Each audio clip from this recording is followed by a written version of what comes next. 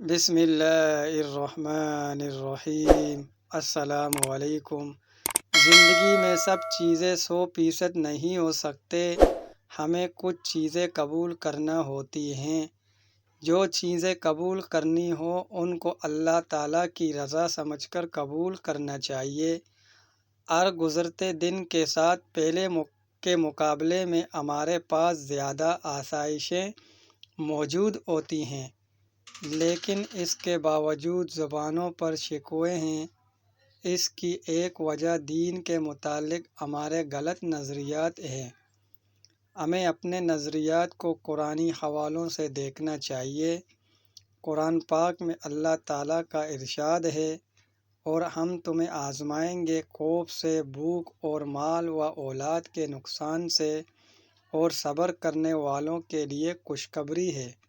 وہ لوگ جب انہیں کوئی مصیبت پہنچتی ہے تو وہ کہتے ہیں بے شک یہ اللہ کی طرف سے ہے، اور ہم نے اسی کی طرف لوٹ کر جانا ہے۔ ان لوگوں پر اللہ کی رحمت اور سلامتی ہے، اور یہی ہدایت پانے والے ہیں۔ دوستو، اگر ویڈیو اچھی لگی تو ویڈیو کو لائک کریں، چینل پر نیو ہے تو چینل کو ضرور پلیز سبسکرائب کر لیں۔